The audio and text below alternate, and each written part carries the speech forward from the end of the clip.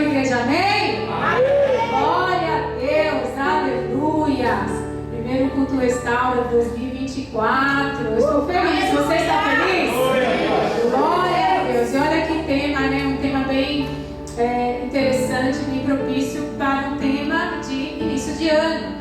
Acho que a pastora Branca ainda falou isso na oportunidade dela, que quando é iniciado o ano, nós costumamos fazer, no início do ano, a gente fazer os balanços anuais, né, da nossa vida. Por que nós fazemos isso? Pelo término de um ciclo. Fazemos isso todo ano porque no término deste ciclo nos traz um senso de despertamento, de renovação, que as nossas forças, as metas, elas ocupam um lugar de destaque. Então, quando se inicia um novo ano, você começa a planejar esse novo ciclo do que vai acontecer, nos nasce uma esperança, o ânimo da gente é revigorado. Todo mundo faz isso, automaticamente. É só quando chega lá no início de dezembro que a Simone começa a perguntar: então é Natal, o que você fez? Aí você já começa: caramba, o que? Já acabou o ano, o que foi que eu fiz? É só vir a pergunta da Simone e você começa a fazer: fiz o quê? Era para eu ter emagrecido, não emagreci, eu só engordei, ou era para eu ter engordado, eu não consegui engordar, porque tem gente que quer engordar. E era para eu ter feito curso, não consegui fazer, ou consegui fazer, não consegui tal coisa, mas vou planejar melhor, vou me ocupar melhor. Será que minhas decisões foram todas assertivas no decorrer deste ano? Tomei alguma decisão que me trouxe perda, que me trouxe dano? O caminho que eu escolhi, o que me trouxe até aqui, será se está me levando a um destino proposto que Cristo quer para mim? Todas as vezes que se inicia um ano, é natural nós pensarmos isso. Então nós queríamos trazer para vocês a temática do poder da escolha, como já foi explanado muito bem aqui pelo pastor. É muito importante as nossas escolhas que tomamos no decorrer da nossa vida, porque ela embasa muito bem o nosso futuro. E eu queria trazer para vocês aqui uma escolha de um homem que fica lá em Gênesis, abre a sua palavra lá em Gênesis 13, sobre a escolha de Ló. Eu queria falar sobre a escolha dele. Então, em Gênesis 13, a partir do 9. Vamos ler a partir do 8.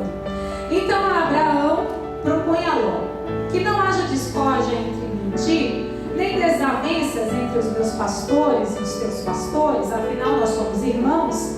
Vê, toda a terra que está, toda a terra não está diante de ti? Ou seja, veja, toda essa terra que está diante de você, eu peço-te, portanto, que te aparte de mim. Se tomares para a esquerda, eu irei para a direita. Se tomares a direita, eu irei para a esquerda. Então Ló ergueu os olhos e observou toda a planície do Jordão, que era toda irrigada até Zoar. Era como um jardim do Senhor, como as terras férteis do Egito. Isso aconteceu antes de o Senhor destruir Sodoma e Gomorra. Ló escolheu para si todo o vale do Jordão e partiu rumo a leste. Assim os dois se separaram. Abraão ficou na terra de Canaã, porém Ló mudou seu acampamento e todos os seus bens para um lugar próximo a Sodoma, entre as cidades do vale. Ora, as pessoas que viviam em Sodoma eram extremamente malignas e praticavam pecados horríveis contra o Senhor. Até aqui. Então, assim, Abraão partiu da terra que ele estava, que ele morava, e Ló, ele acompanhou. Quando Deus falou com Abraão: sai da tua terra, do meio da tua parentela, e vai para a terra que eu vou te mostrar, Deus deu a ordem para Abraão. Ló seguiu Abraão. E a riqueza dos dois se tornou tão tremenda. Olha que bênção, hein, irmãos? Quem quer essa riqueza, essa prosperidade do Senhor? Glória a Deus. A riqueza dos dois era tão tremenda, eles eram tão abençoados, que onde tinha terra, tinha riqueza dos dois. Então os pastores deles, os funcionários, o pessoal que fazia parte da equipe dos dois, eles brigavam e eles discutiam entre si. Então foi necessário, para que não haja uma briga, uma discussão maior, que cada um tomasse um rumo.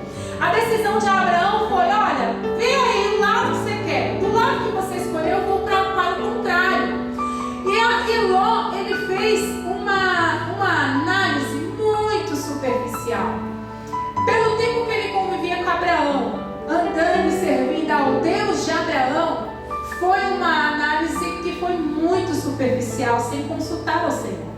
Então o que ele fez? Ele olhou e viu: a terra é boa, a terra tem riqueza, prosperidade, tem água, água é riqueza. Eu vou, a vista era maravilhosa. Só que as pessoas que habitavam lá ao redor eram malignas. Só que Ló, ele olhou e resolveu escolher por este lado. E Abraão tomou o rumo contrário e os dois ali se separaram. Irmãos, com esta escolha de Ló, como resultado da escolha de Ló, ele sofreu guerra. Ló foi sequestrado.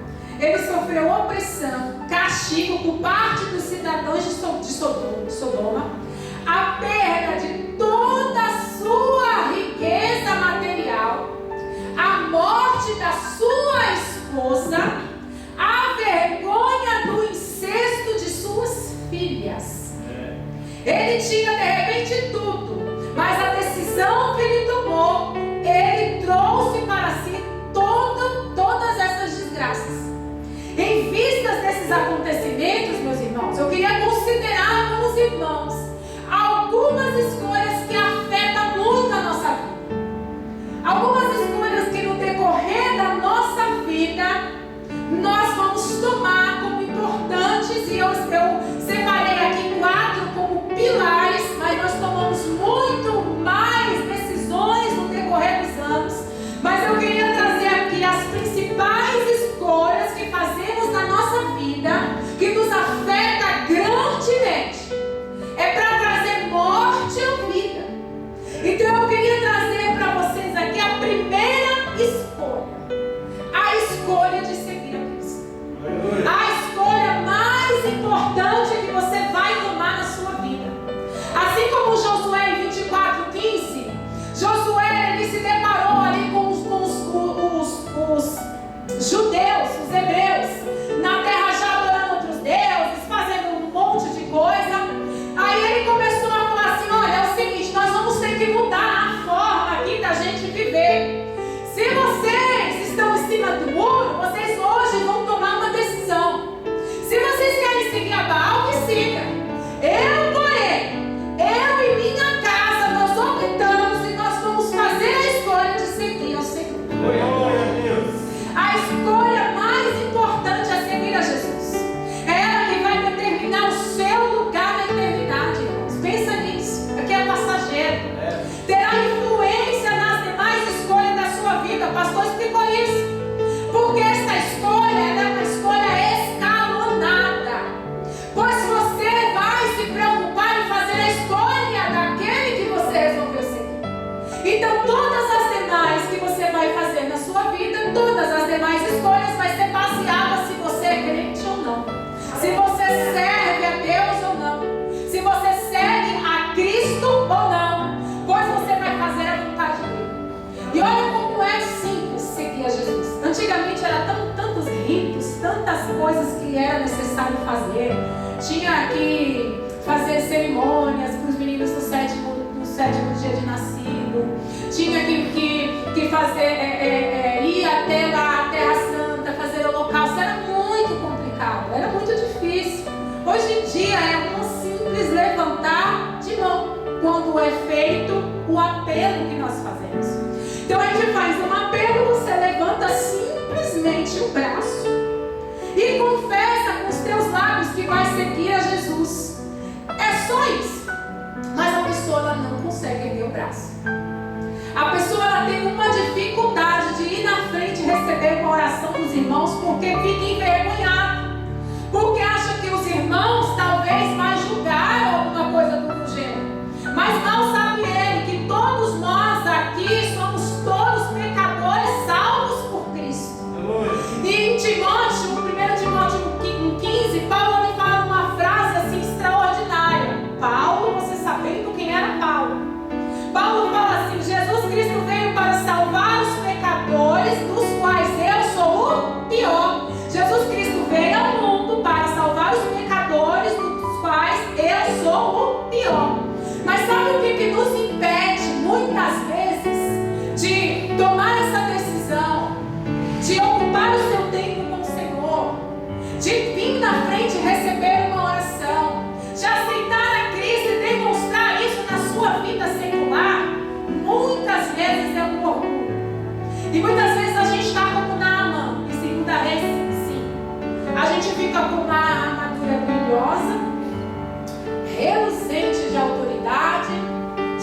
uma mulher sábia, que eu não preciso de ajuda porque eu sou inteligente demais, mas por dentro estamos leprosos.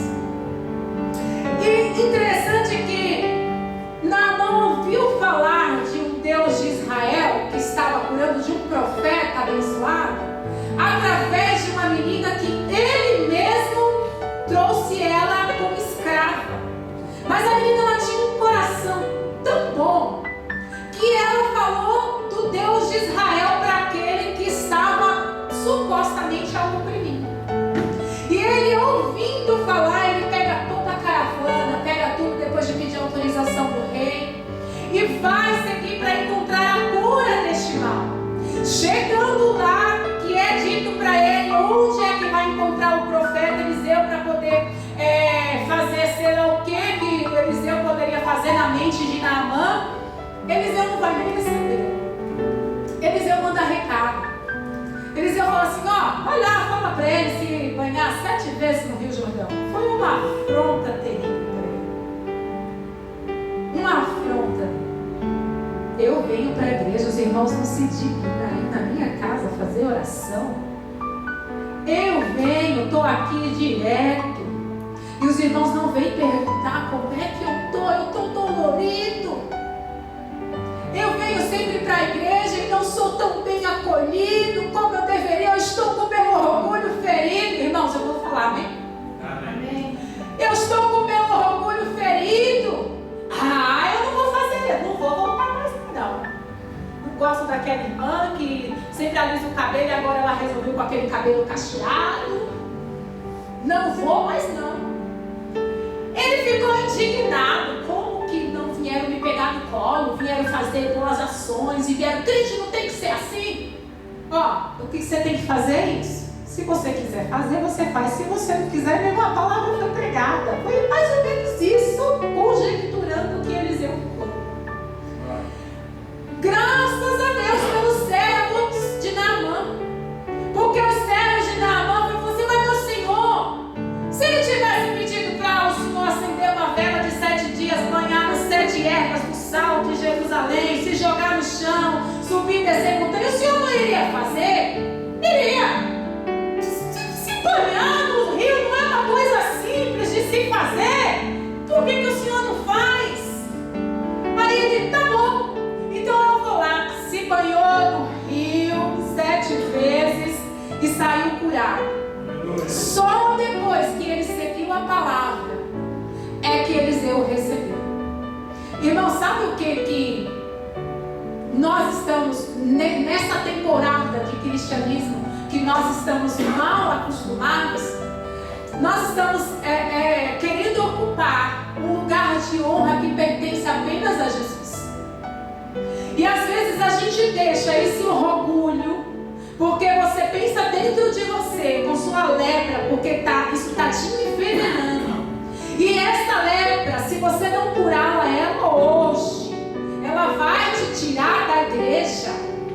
Você tem que olhar e falar assim: Senhor, eu vou seguir este mandamento, que é colocar o Senhor acima de todas as coisas.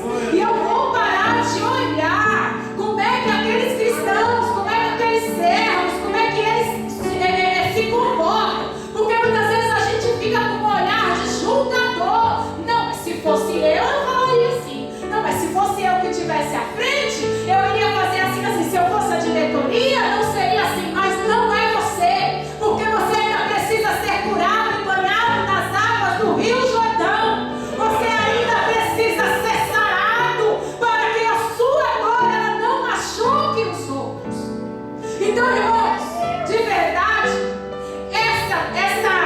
essa armadura brilhante, não pense em você que a gente não enxerga, porque Deus dá o dom e nós vemos.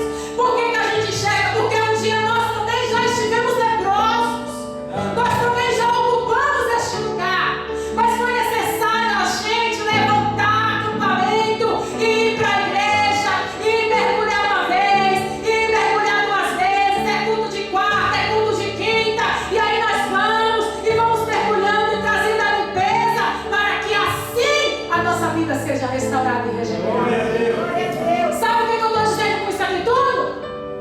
depende de você.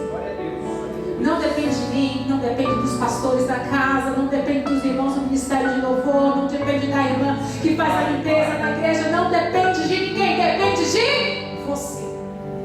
Só depende de você para você tomar uma decisão e de verdade escolher a Cristo e de verdade seguir aquele que é digno. O segundo pilar que eu queria trazer para os irmãos aqui é o pilar da carreira profissional, do seu trabalho, do que você faz para viver. É uma escolha muito importante, essa escolha até no mundo secular, até lá fora é importante, pois ela tem um efeito duradouro, irmão. Ela vai ter um efeito no seu casamento, na sua família, no seu serviço com Deus. Essa escolha ela pode afetar drasticamente a sua saúde mental, emocional, porque ela vai fazer você lidar com pessoas difíceis no trabalho, com chefes difíceis muitas vezes. Vai ter que administrar o seu tempo, porque essa é a escolha que geralmente toma o seu tempo de servir ao Senhor. E muitas vezes você está lá cansado e lidando e tendo que ter um controle emocional para lidar com pessoas no seu trabalho que são difíceis. E vou falar uma coisa para você, de trabalho difícil eu entendo um pouco, porque é muito complicado você lidar com pessoas que trazem muitas vezes sobre si o caos. Então você tem que saber administrar essas pessoas e, além disso, administrar o que você mesmo tem que fazer. Você já lidou com pessoas difíceis no trabalho, aqueles chefes horríveis, que você fala assim: meu Deus, acho que eu não vou conseguir ser crente mais não, porque estou chegando num momento que eu estou no meu limite para poder brincar mesmo. Você fala: não, eu vou ter que falar umas verdades. Aí Deus fala: cala a boca, menina. E onde eu trabalho, geralmente, quando nós somos chamados para fazer nossa atuação, é porque o caos já foi instalado. Se o caos já está instalado, então está todo mundo fora do controle. Então você tem que lidar com o emocional de todos ao seu redor.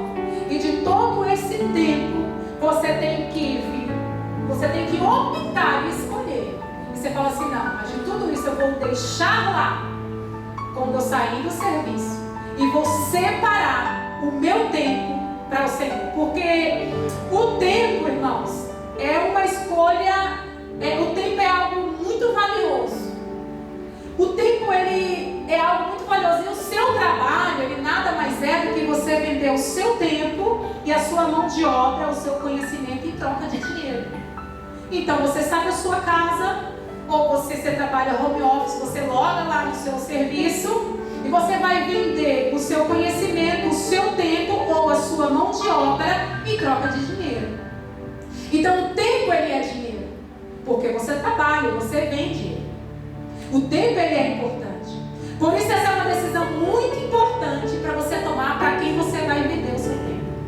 Para quem você vai vender seu tempo, que é extremamente valioso.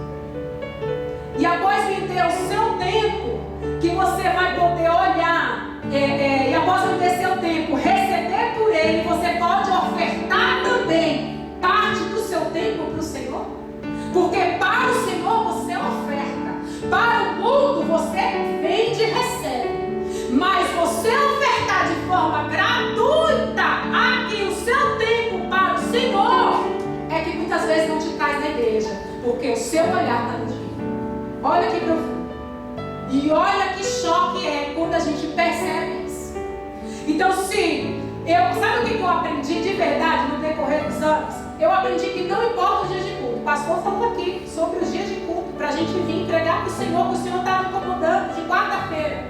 Irmãos, não importa se o culto seja de quarta, de terça, de quinta, sempre vai ter contratempo. Se o pastor falar assim: olha, meia dúzia se juntar aqui, 10, e falar assim: pastor, a gente não vem de quarta porque não dá, porque o meu trabalho, o outro tem um curso nessa data, tal. Aí o pastor vai falar assim: então beleza, para atender toda a demanda, vamos mudar o culto para terça. Muda o culto para terça. Você vai vir de terça? Não. Sabe por quê? Porque vai ter um outro trabalho, vai ter uma outra coisa.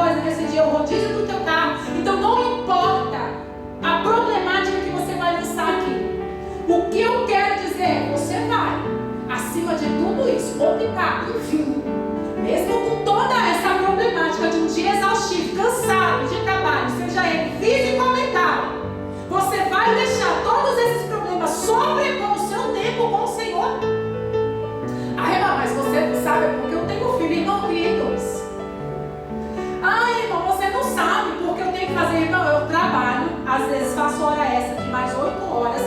Terminei minha pós, graças a Deus, outro dia. Com as crianças já é grande. Já tinha nascido depois, fui estudar. Fui fazer mais 2 cursos aí, entrei mais um curso federal, que estou até agora capengando para receber, mas estou lá. E vem aqui de quarta-feira. Vem me arrastando, vem, mas vamos. Não sei que seja algo muito extraordinário. Ou muito pontual. Mas você vai, irmão, fazer o que com esse seu tempo? E eu faço a matemática básica, sabe? Eu faço um cálculo que eu calculo os dias, os horários. Quem é bom de matemática, faça aí. Temos 24 horas no dia, 7 dias por semana. Quantas horas nós temos na semana? Vamos, gente. Estevam?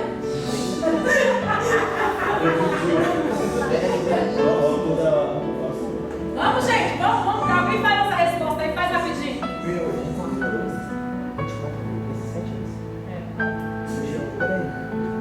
Todo mundo. Quantos? 168. Então nós temos 168 horas semanais. O culto de domingo tem 2 horas aproximadamente, ok? O culto de quarta-feira é 1h30 aproximadamente. 3 horas e meia, tá bom? Vamos contar aí, colocar 1 hora de deslocamento. Eu não acho que alguém mora tão longe para se deslocar em mais de 1 hora. 1 hora de deslocamento para o domingo, 3 horas. 1 hora de deslocamento para quarta. Tá? Conta aí, 3 horas mais 4 horas e meia, 5 horas e meia, tá certo? Então eu estou tirando 5 horas e meia da minha semana para Deus. Pastor, de porcentagem aqui vocês são bons? 5 horas e meia. Qual é a porcentagem de 168 horas? Gente, o mundo restaura assim mesmo. A recitação. Quanto? 3%. Vocês não estão dando 3% do seu tempo para Deus. 3%. Você entende a gravidade disso? 3%. E eu não vou nem contar o horário que você adora ou mora em casa. Então, assim, o tempo ele é algo muito valioso. E é essa guerra dos últimos dias. É essa guerra que nós estamos enfrentando. É a guerra da atenção, irmãos. É a guerra da distração. Porque eu e você, a gente tem tempo de sobra. Chama para ir para o cinema. No meu caso, eu adoro assistir ópera. Me chame para ir para a ópera e ainda pague no ingresso. Você vê se eu não vou. Chega, eu vou saltitando. Já chego cantando. Eu vou, não tem tempo ruim, não tem doença. Vou com o carrinho tá doendo mesmo, com o pé arrastando. Não pode, gente, pelo amor de Deus. Mas nós vamos. Porque onde está o nosso tesouro, que é o nosso tempo, aí estará o nosso coração. É claro, irmão, que essa verdade não se aplica a todos. Tem gente que tem suas questões realmente que, eu estudo, faço qualquer coisa. É claro que a Bíblia nos ensina que eu pego o que é para mim, o que não é para mim eu descarto, amém? Mas se você está incluso, irmão, dê mais do que 3% do seu tempo a Deus. Daniel, em Daniel 3, fala de 3 homens que eles tinham uma vida de devoção tão grande ao Senhor. A devoção dos 3, eles não deixaram nada nem ninguém tirar essa devoção e essa adoração a Deus. E esse tempo de oração. Então foi construída uma estátua de ouro no rei Nabucodonosor. E falaram assim, agora quando ouvir os saltérios, harpas, cântaros, pífaras, o que ouvir aí, todo mundo vai se prostrar e adorar. E aí fizeram lá o que tinha que fazer. E os 3, Mesaque, Sedraque, Abednego, falou, não, a gente não vai se prostrar. Levaram imediatamente ao rei, tá vendo, o acusador. Olha, rei, olha lá, eles não se prostraram, eles não adoraram. Aí o rei falou assim, olha, na próxima vez, se vocês não fizerem... Sabe o que os 3 falaram? O rei, nem vai ter próxima vez. A gente já vai dizer logo, parafraseando. A gente já vai falar logo, a gente não vai se dobrar, a gente não vai adorar. Se quiser fazer alguma coisa comigo, faça logo agora, vai perder seu tempo, então nosso tempo é valioso. Então tá, jogaram os 3 na fornalha. Mandou aquecer a fornalha 7 vezes mais. Jogaram amarrados na fornalha. Mas sabe o que eles não sabiam?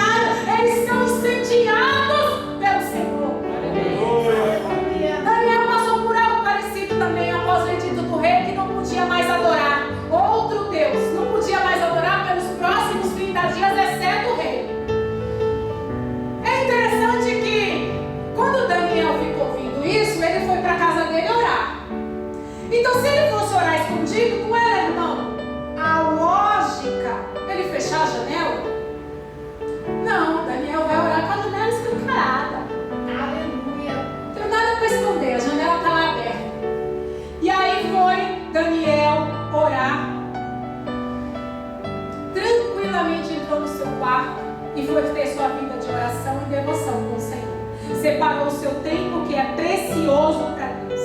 E aí ele, com as janelas abertas, ele fez isso. E continuou fazendo, ele não se rendeu, ele abriu as janelas.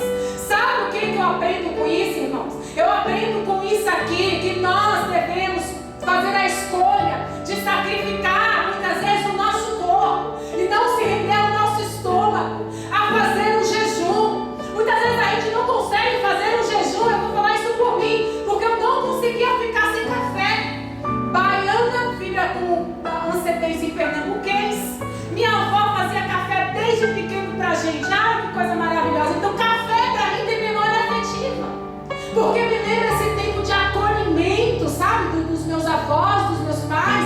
Então eu amava fazer uma mesa, faço isso até hoje, mas com um bolo, um café, sentar, tomar aquele café. Mas isso me impedia, porque eu falei, como é que eu vou viver sem o café? Aí eu já estava querendo, não posso viver sem o café. Até o dia que eu falei assim, não, eu tenho que sacrificar a minha carne e não o meu espírito.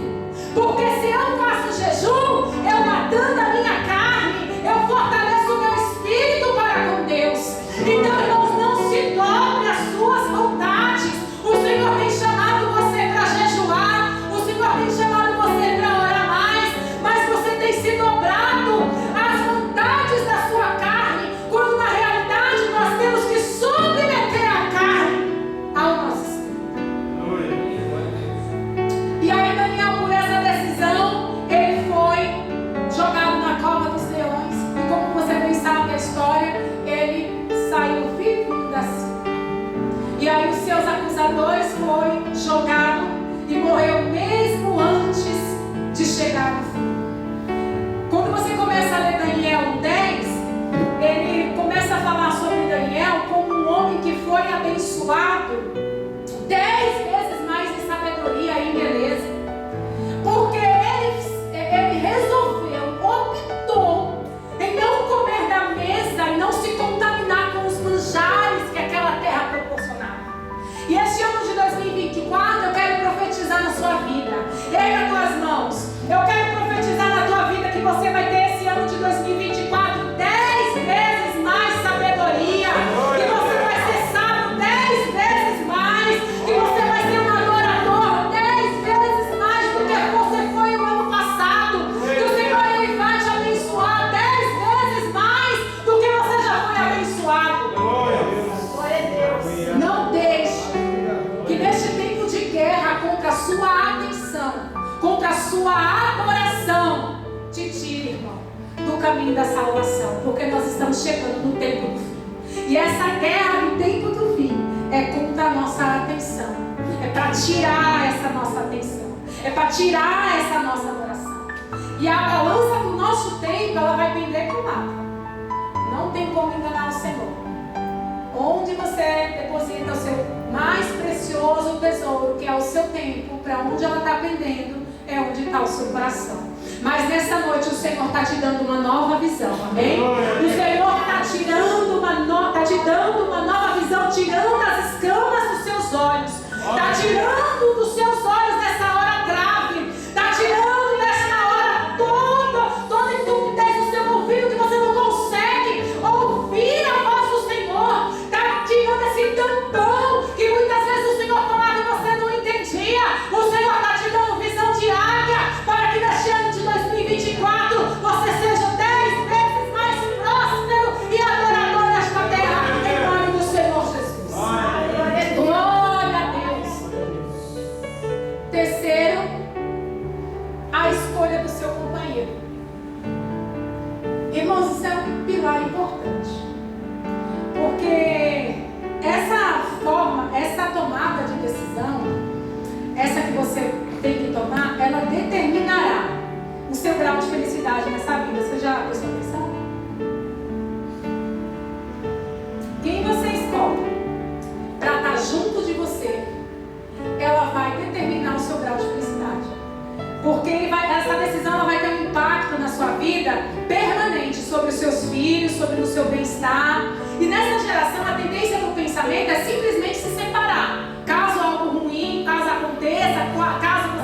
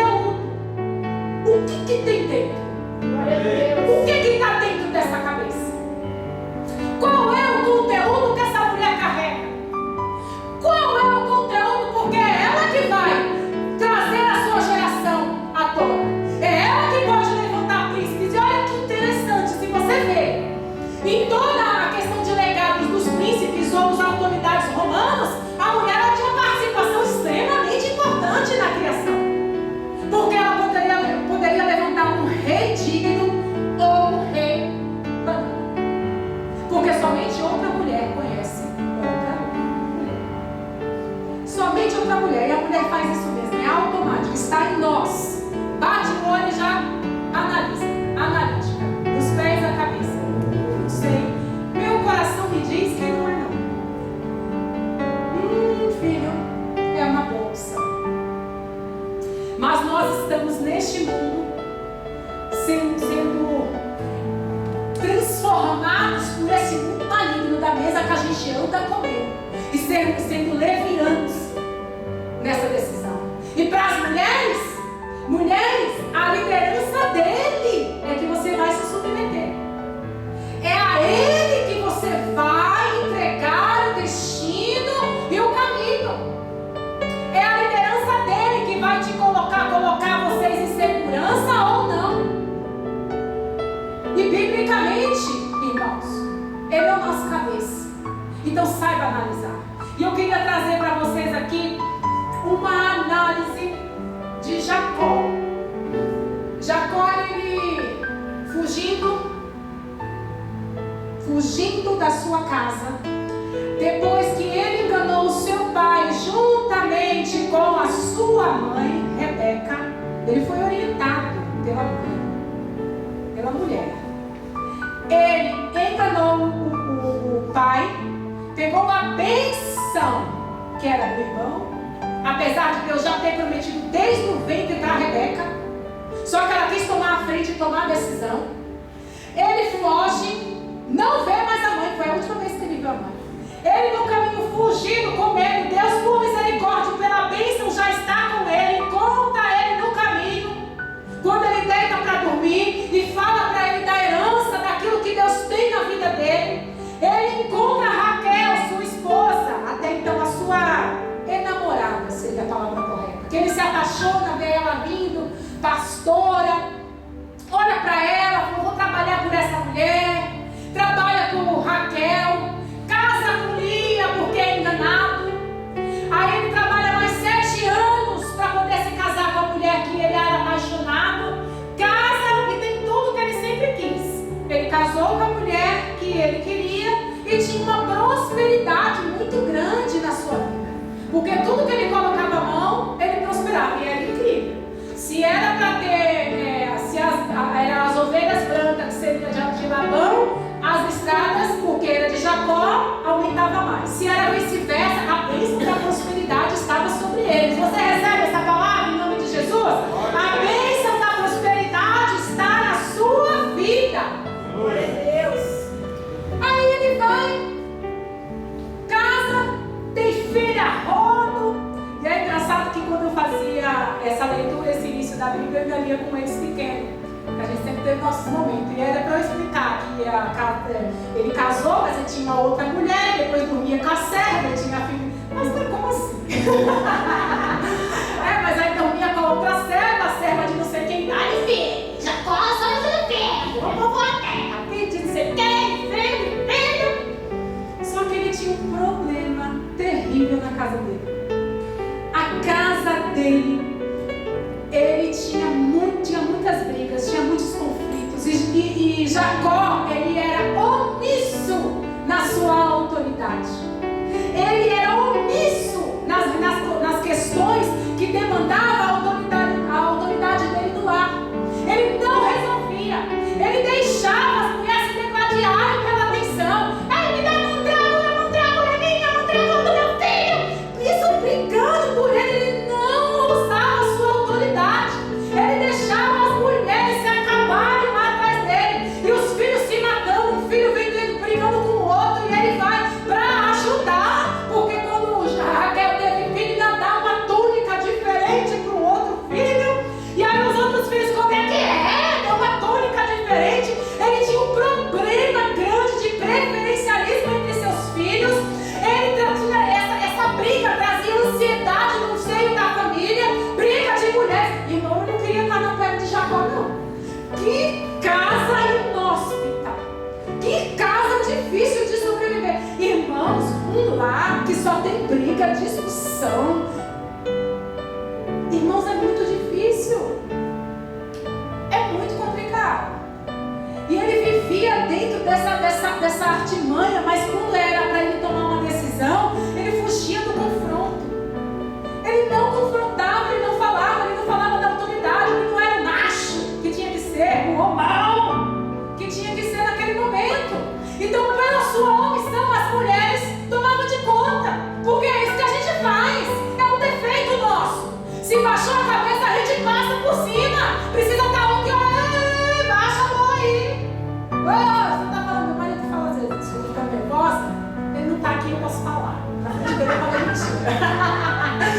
Mas eu vou falando, então, porque não sei o que, ele está tranquilamente comendo, ele olha, mas vou abaixo.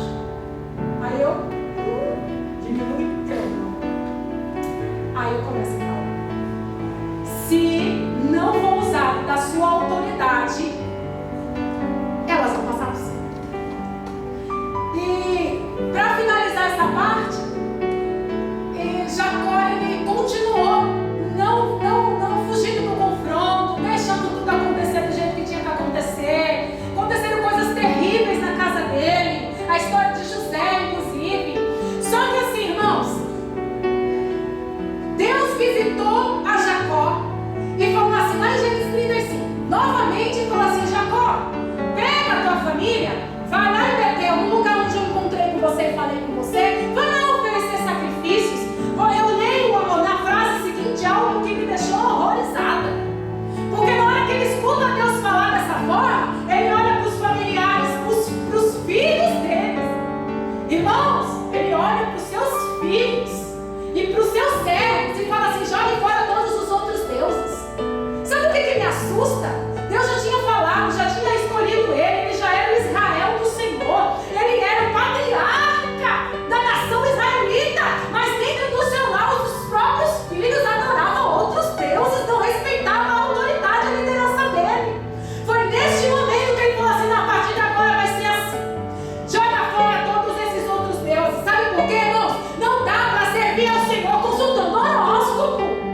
Não dá para a gente sentar aqui no banco da igreja, mas antes de sair de casa durante a semana, aí deixa eu ver o meu horóscopo para ver como é que vai ser. Aí eu vou usar esse tatuar aqui, eu vou usar esse prisma, que eu esqueço o nome daquele ali, tipo um cristal que traz boas energias. Ah não, eu vou tomar isso aqui porque diz que é bom tomar esse banho, sentar nesses lugares aqui, vestir essa roupa, usar por trás, bater na madeira.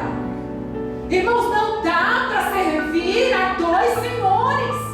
Joga fora isso da sua vida e creia apenas no Senhor. Aí ele leva a família toda para o lugar lá de Betel. Aí ele faz a adoração a Deus, ele adora, ele leva a família dele a conhecer o Senhor, quem é o Deus de Israel. E aí ele leva a família dele a conhecer a Deus, e algo interessante acontece depois, algo doloroso. Neste caminho dessa viagem, Raquel, ela entra em trabalho de parto. E esse trabalho de parto foi muito difícil. E ela morre. E antes dela morrer, ela pega o filho, o segundo filho deles, e fala assim, este é Benoni, é o filho da minha dor. Jacó pega a mulher que ele mais amou, a mulher que ele trabalhou por ela durante 14 anos, a mulher que ele deu a vida por ela, a mulher que ele fez tudo o que acontece, ele pega e olha, Benoni, filho da minha dor, aí pega aquela criança. Só que Jacó ele sabe o que é ter um nome que remete a algo ruim. Então naquele momento ele toma uma decisão, e a decisão dele naquele momento muda toda a trajetória dele. Ele pega aquela criança e fala, não, será Benjamim, filho da minha mão direita, meu filho próspero.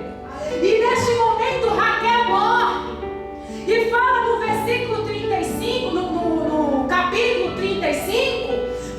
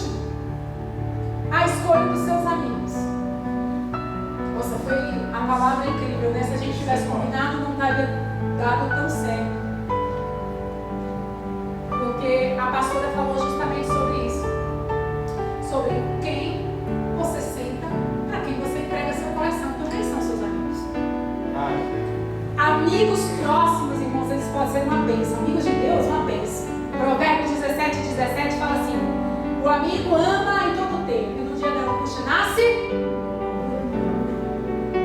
Fala assim que os amigos errados, em Provérbios 12:26, fala assim que eles podem ser os amigos errados uma maldição para a nossa vida. Porque fala assim, ó, o justo é guia para seu próximo, mas o caminho do ímpio faz errar. Em 1 Coríntios 15:33 fala assim: as más companhias corrompem os bons costumes. Onde você tem se assentado? Com quem você tem conversado e falado? No livro de Jó, estou meditando em Jó, né, nesse mês de janeiro, que eu não sei, assim, é por períodos, né? E às vezes, quando você vai lendo, o Senhor vai falando com você. Tanta palavra é tão linda, irmãos. A palavra ela é viva e eficaz. A palavra realmente ela te fere, mas ela te cura. Você tem autoridade. Isso eu aprendi no decorrer dos tempos. Mas você tem autoridade para falar da palavra quando ela já te feriu. Você leu a palavra, ela te feriu. Mas você foi em busca daquele que traz a cura. E aí o Senhor, Ele vem e te cura. E quando você é curado por aquele, dependendo do nível de dor que a palavra ela lhe causou, ela te deixa uma cicatriz. E vocês não podem ver, mas espiritualmente eu tenho uma cicatriz nesse braço. Eu sofri muitas dores terríveis. Nunca falei isso para ninguém. Durante muitos anos. E o Senhor escolheu o ano passado como o ano da minha cura, da minha restauração dessa dor. E foi tão terrível que o Senhor naquele momento, no momento de cura, o Senhor abriu os meus olhos espirituais. E eu vi neste braço esquerdo aqui uma ferida aberta que sangrava muito. E aí eu olhava aquilo sangrando, meu sangue todo indo embora. Eu falava assim, é por isso que eu não consigo ter forças. E aí eu, através da palavra do Senhor, e através da minha entrega, o Senhor, Ele me curou naquela noite. E naquele momento eu vi, irmãos, uma espada vindo da mão do Senhor, uma espada quente, flamejante. E ela foi cauterizando essa ferida. E hoje, espiritualmente, eu vejo essa ferida aqui como um espinho na carne, para saber de onde eu vim e de onde o Senhor me tirou. Então, sabe por que muitas vezes a tua palavra ela não tem validade? Porque a palavra ela ainda está, a ferida ainda está aberta.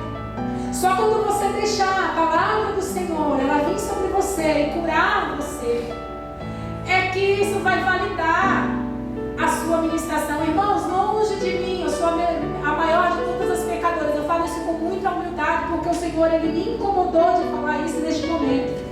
Mas Deus sabe que é muito difícil para mim eu falar alguns testemunhos ou algumas coisas que eu vivi. Mas foi chegado o momento. Então assim, todas as vezes que eu olho, eu vejo essa ferida e falo assim, não, está doendo, mas o Senhor já me curou de coisa muito mais forte. Eu escolho seguir a Cristo. Eu escolho servir. Eu escolho andar com o Senhor. Então assim, Jó ele foi provado, ele foi testado de algo que ele não fez. Jó ele não tinha pecado para ter feito aquilo. Muito pelo contrário, Jó era o intercessor da sua casa. Quando você começa a ler nos primeiros capítulos, fala que Jó conseguiu algo inédito: 10 filhos, nenhum brigar.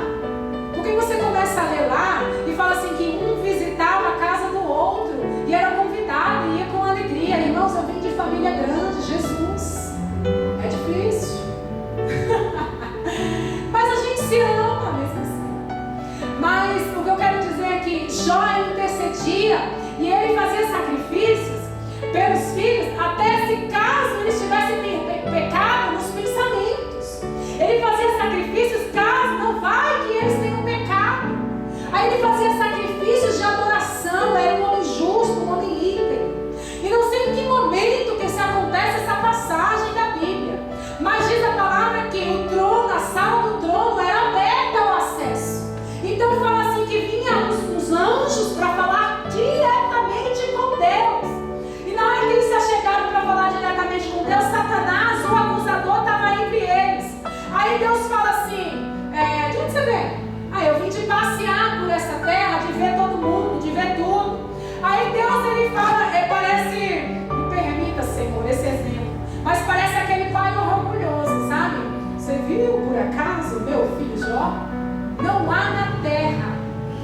que se compare a ele. Ele é justo, bom, se desvia do mal. Aí Satanás, ele olha para o Senhor e tenta Deus. Na minha visão é tentar Deus. Ah, sim, mas também Deus, ele está cercado de proteção, tu ergueu um muro sobre ele, nada pode acontecer com o bonito, porque o Senhor não deixa. Aí Deus fala assim, então vai lá e toca no que ele tem.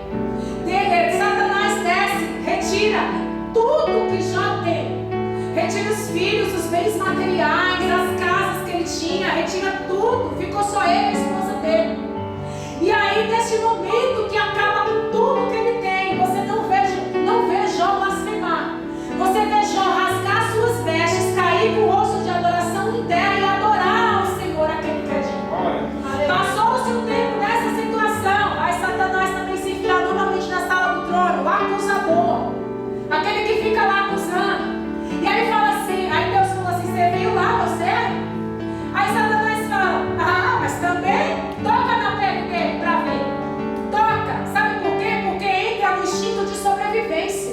Irmãos, quando o avião cai, vocês veem documentário aí, as pessoas comem umas às outras. Em tempos de caos, você que vai conhecer o verdadeiro ser humano, porque liga o instinto de sobrevivência, vira canibalismo, vira guerra. É meu, sou eu, é eu.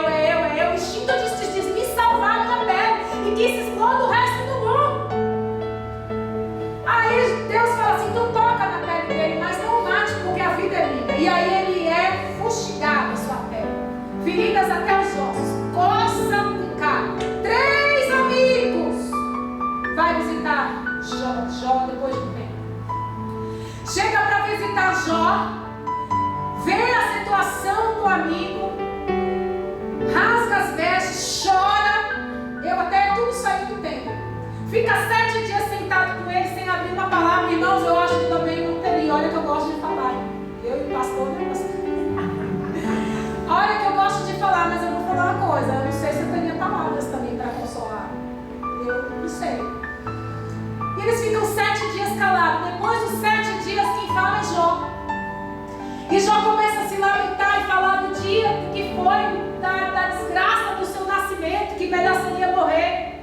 Aí os amigos vão começar a falar com ele, a trazer um aconselhamento à luz dos seus problemas. E senta lá e começa a trazer alguma justificativa, algo que se justifique porque aconteceu aquelas coisas com ele. Coisas que não tinha explicação. Na terra, não. Mas a visão deles era assim, você está passando por isso porque você pecou. Você está passando por isso porque você não buscou a Deus o suficiente. Sabe por que você está passando por isso? Porque seus filhos devem ter pecado e você está apagando a maldição pelos seus filhos. Busque, grite, fale mais alto com o Senhor para ver se Ele vai te escutar e te salve desse mal. Você fala que seu caminho é correto. Você está falando que seu caminho é correto, Jó? Mas se Deus abrisse os lábios deles e falasse, você deve ter deixado de ajudar alguém quando você era muito rico, não contribuiu, não partilhou o pão com ninguém. Começou a fazer essas séries de acusações que eram os conselhos dele. Irmãos, a gente não vê Jó blasfemando, brigando, ou se lamentando, questionando seria o melhor verbo, a Deus antes. Mas quando ele recebe a visita dos 3 amigos, você começa a ver Jó questionar a Deus. Aí Jó começa a culpar o Senhor. Antes, ele não culpava o Senhor pelos erros, por aquelas desgraças que tinham acontecido com ele. Mas depois ele começou a questionar a Deus e a amaldiçoar o dia do seu nascimento. Sabe o que eu aprendo aqui? Que é muito importante você ter amigos que te levam para o caminho da salvação. É muito importante, irmãos, você saber escolher essas pessoas que vão partilhar da sua dor e do seu coração. Você tem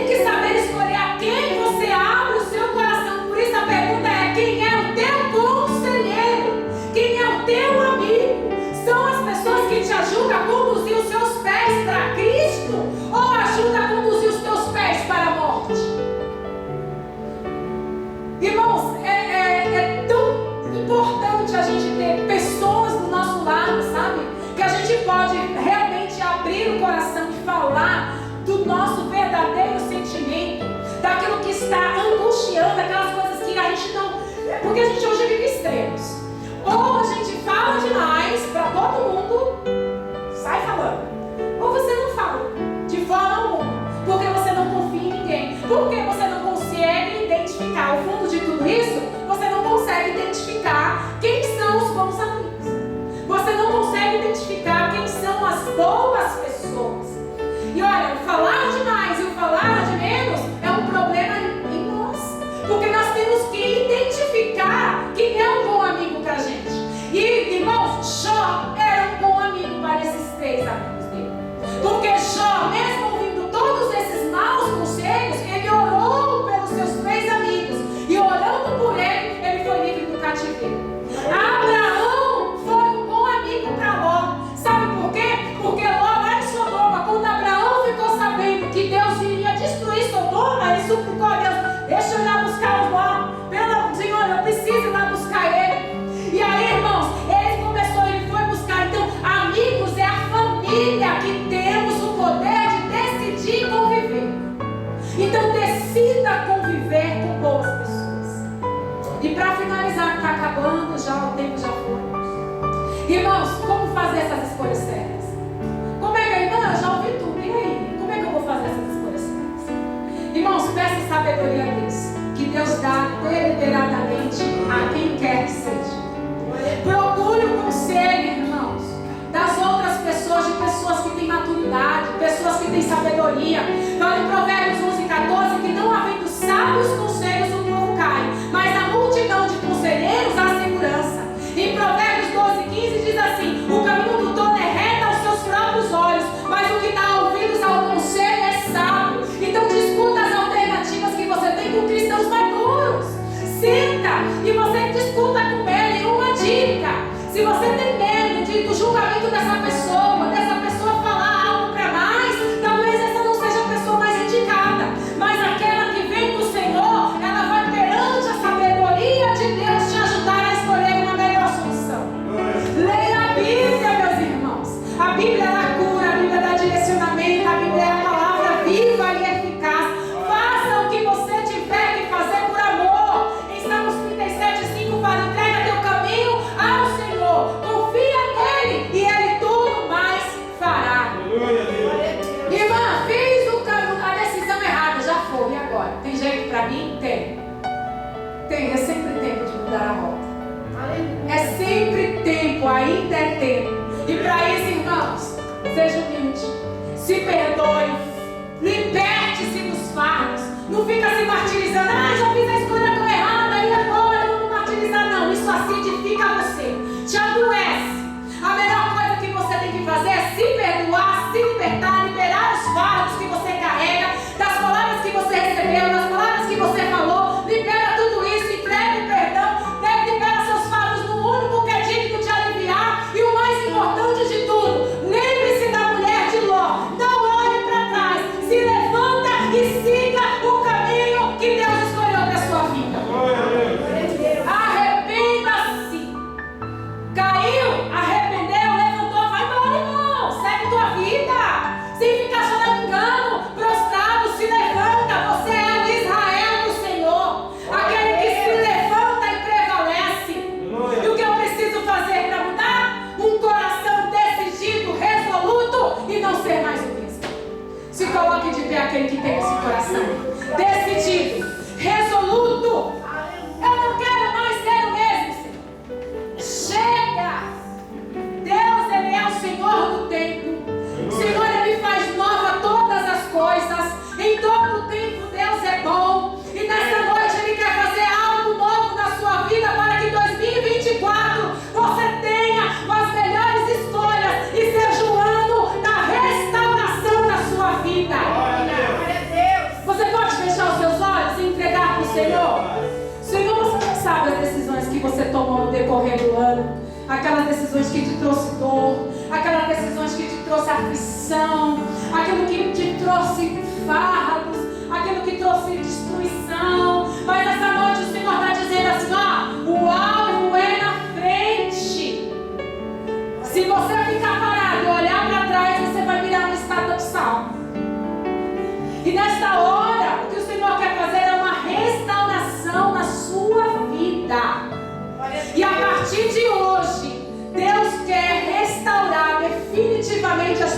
feridas. E quem sabe, igual eu, ter uma cicatriz, né, no seu braço, no seu corpo, naquilo que representava a tua dor, para você falar assim: um dia eu fui ferido, mas aquele que fez a ferida, ele ligou, porque há um bálsamo em Gileade, e este bálsamo está derramando na sua vida e na minha vida nesta noite.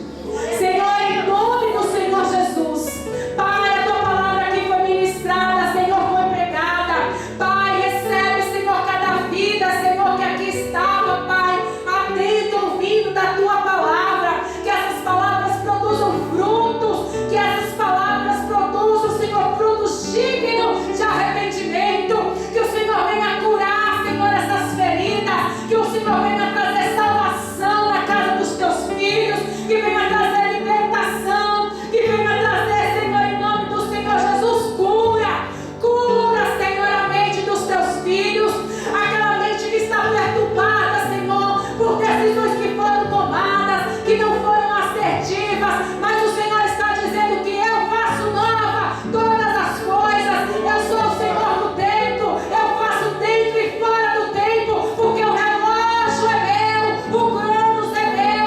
E nessa noite o Senhor está dizendo: se tu hoje tomar a decisão de se curar dessa lepra, de deixar para trás tudo que tem afrontado e que tem adoecido o seu coração, eu sou o Deus que te cura, eu sou o Deus que te liberta, eu sou o Deus que te salva, em nome do Senhor Jesus. Que o Senhor venha trazer, Pai, um óleo santo, um óleo de alegria, um óleo que derrama da cima da cabeça dos seus filhos, até como a barba de Arão. Que venha trazer, Senhor, alegria neste ano de 2024, que seja um ano, Senhor, um ano de restauração definitivamente, um ano, Senhor, de bênção, um ano de prosperidade, um ano, Senhor, de alegria, um ano, Senhor, que teus filhos vão deitar a cabeça no travesseiro e vai deitar e vai dormir, porque o seu coração e a sua vida está guardado no Senhor, naquele que guarda, que livra, que cura, que liberta, em nome do Senhor Jesus. O Senhor está derramando aqui emprego para quem tem orado e tem pedido. O Senhor está dizendo assim: eu vou te trazer um trabalho, e vou te trazer um trabalho digno, porque esse trabalho digno, meu filho, diz o Senhor, eu sei que Ele não vai tomar o teu tempo. Então vai ser algo que você tem pedido da parte do Senhor. Amém? Recebe em nome do Senhor Jesus. Aleluia. Glória a Deus. Alguém tem um pedido de oração específico? Alguém que foi confrontado com essa palavra e quer trazer um arrependimento? Está assim: irmão, eu preciso mudar, eu preciso de oração. Alguém? Amém. Que o Senhor te traga as oportunidades em nome do Senhor Jesus. Irmãos, o Restaura está aqui. Se você precisar de ajuda, de desabafar, de conversar, saiba que nós vamos te dar o direcionamento. Vamos te dar o caminho, falar o que você deve fazer perante a sabedoria do Senhor. E quando a gente não souber, a gente vai orar junto e buscar a solução. Amém? Sinta-se confortável na casa do Senhor que te acolhe. Essa casa cura, essa casa liberta, essa casa traz salvação para você. Esteja presente na casa do Senhor durante este ano, que você vai ver muita coisa mudar, que você fala assim: não tinha jeito. E eu sei que eu vai falar: não, eu vou transformar, eu vou mudar. Mas às vezes a gente tem que mergulhar no rio. E mergulhar no Rio Jordão muitas vezes merece a nossa atenção, trazer a nossa presença, vir para cá. É tudo para todo mundo, porque às vezes a gente quer fazer tantas outras coisas, mas nós vamos escolher neste ano servir mais e adorar mais ao Senhor. E vamos deixar para trás tudo que aconteceu no ano passado, não importa. A partir deste ano você é um novo